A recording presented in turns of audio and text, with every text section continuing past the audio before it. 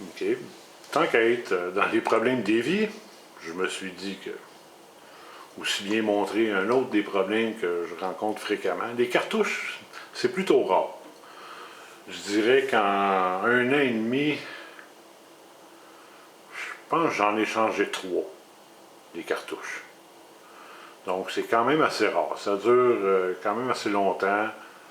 C'est pas quelque chose qui bouge beaucoup, ces prix-là. Fait que normalement, ça dure assez longtemps. Peut-être pas 10 ans, mais à date, avec l'usage que le monde a ici, je vais vous dire, ils sont résistants. Parce que, ben, pas juste ici, là, mais. C'est ça. Donc, un autre problème avec les éviers de cuisine, que je rencontre plus souvent que les cartouches, beaucoup plus souvent, c'est de l'eau qui va couler dans les armoires en bas. Mais la plupart du temps, quand ça arrive, que de l'eau coule, c'est quand le robinet est ouvert. Donc, quelqu'un vous dit, il y a de l'eau qui coule en dessous de mon lavabo, mais c'est juste quand je rouvre l'eau. OK, pas de problème. Je sais déjà que c'est pas la cartouche. Parce que la cartouche, elle, ça va couler tout le temps. Pas juste quand il rouvre l'eau. Donc, quand le problème, c'est juste quand il rouvre l'eau,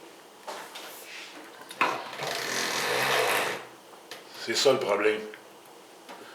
La hausse. Soit que. Dans une seconde. OK. J'essaie de m'aligner. OK. Donc, soit que le problème, c'est que ça ici, c'est mal vissé. Ou le washer, entre les deux, il commence à être fatigué. C'est plutôt rare. La plupart du temps, ce que j'ai trouvé, c'est que ça s'était dévissé.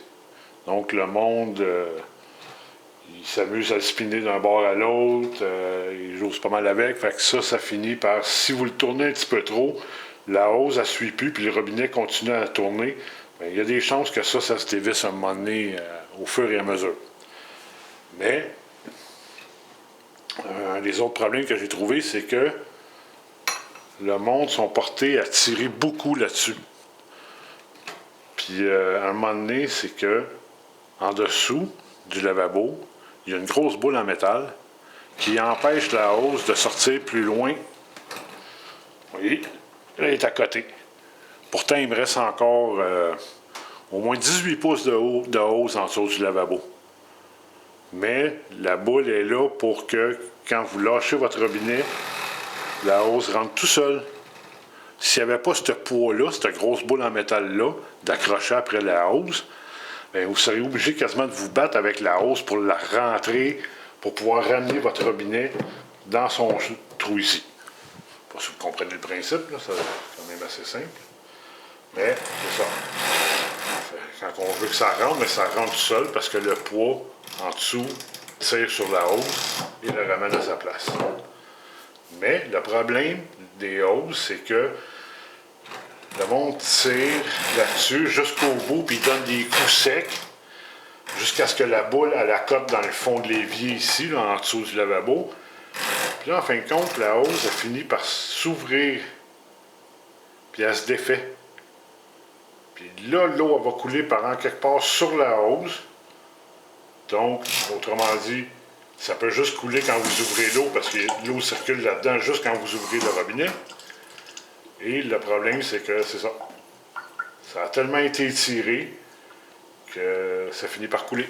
Ça paraît pas ici, là, au-dessus de votre comptoir, mais en dessous du lavabo, c'est une autre histoire. L'eau coule là.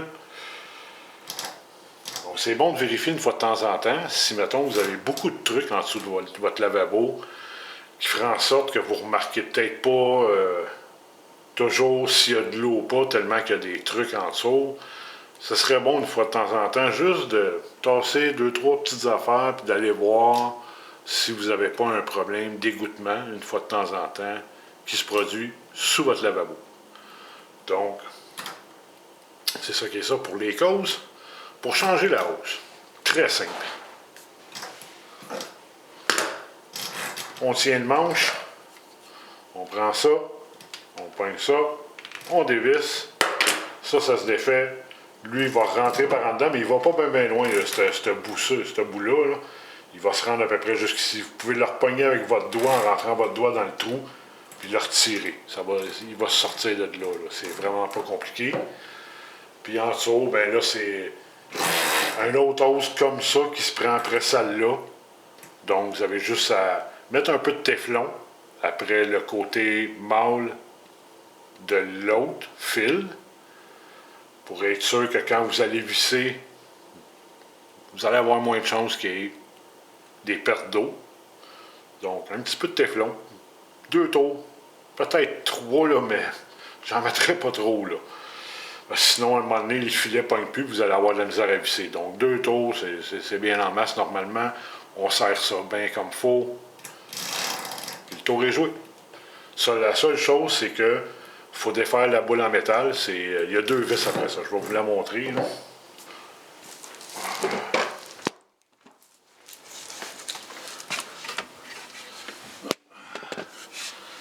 Donc, OK.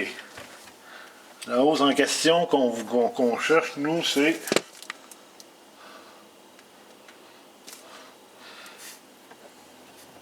Oups, attendez... OK, bon. Celle-là ici. Ça, par en haut, c'est le robinet de la cuisine. Donc, si je tire dessus... Tadam! Voilà la petite boule. Donc, quand on lâche la hausse, c'est elle qui fait le poids, puis qui ramène le tout vers le bas, qui vous aide grandement à ne pas vous battre avec la hausse. Donc, la boule, c'est ça. Il y a une vis de chaque côté. Vous avez juste à les dévisser. Puis là, ben, la boule se défait en 2 morceaux. C'est 2 moitiés. Comme ça, la fente est là. Et là. Donc, ça se fait juste s'enlever comme ça. Ça se défend en 2. Puis quand vous remontez la nouvelle hausse, ben, il faut remettre elle. La seule chose, c'est qu'il faut savoir où la remettre. C'est pas super compliqué, mais faut pas la mettre trop bas. Parce que là, si mettons, une petite idée comme ça, là, si mettons vous la mettez trop bas, la boule, qu'elle est rendue ici ou ici, ben là, elle ne fera plus pression sur votre fil pour le descendre, sur votre hausse plutôt. Il faut vraiment que ça soit pas trop haut, mais ni trop bas, parce que trop bas, vous allez vous battre avec la hausse parce qu'elle ne voudra pas rentrer, parce qu'elle ne fera pas le poids. Elle ne tirera pas sur votre hausse. Donc, idéalement, moi, ce que je fais, quand je la réinstalle, je sors le robinet, puis je l'amène environ jusqu'ici. Juste pour pouvoir me servir de mon lavabo de cuisine, si je veux remplir une chaudière pour passer la mop ou quelconque travaux, ben, je peux me servir de mon lavabo de cuisine pour remplir une chaudière, au lieu de tout le temps être obligé de me servir du bain. C'est pas que c'est super compliqué, même que souvent dans le bain, c'est encore mieux parce que l'eau coule 3-4 fois plus fort que le lavabo de cuisine, mais je m'arrange pour l'amener à peu près jusque-là. Donc, un coup qu'elle est là, tout ce que j'ai à faire, c'est que je m'en vais en dessous.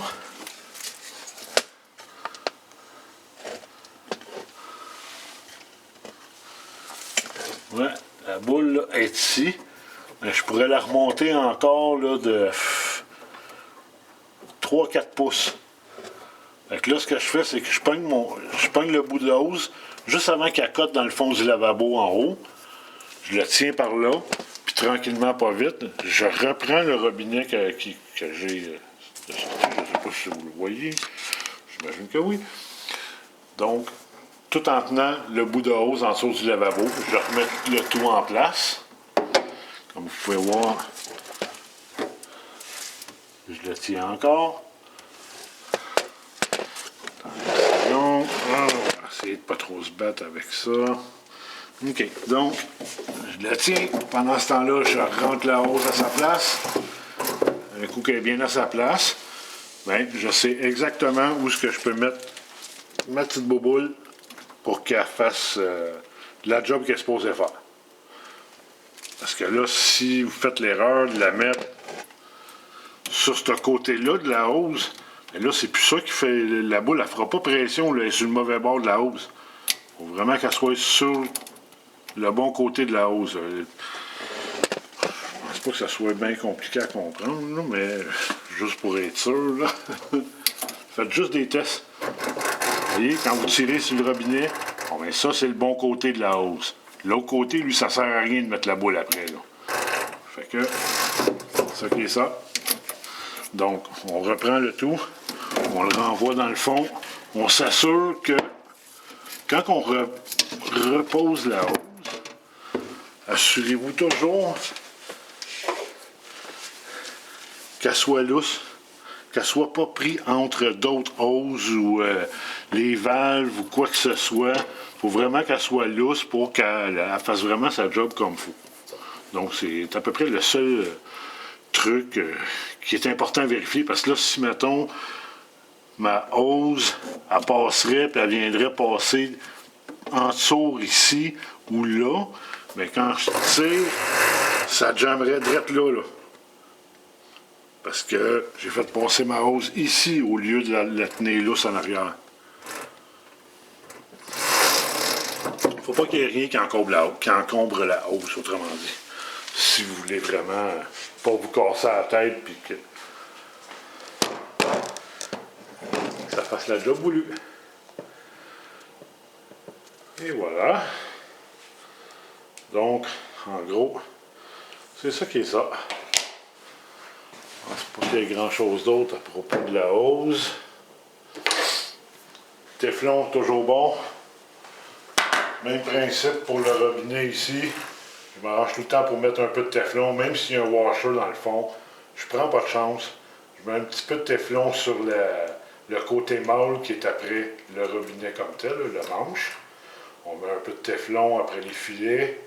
Avant de revisser ça dedans, on tête ça, pas trop fort, parce qu'encore là, la partie mâle est en plastique.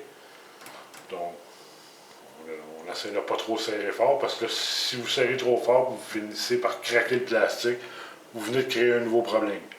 Donc, juste le têter assez pour être sûr que ça ne bouge pas de là, sans trop en mettre. Et du téflon, ça coûte quasiment rien. Puis ça peut vous sauver bien des sous, puis bien des problèmes, bien des mal de tête. Donc, c'est pas mal ça qui est ça. Donc, à la prochaine. Bonne soirée ou bonne journée.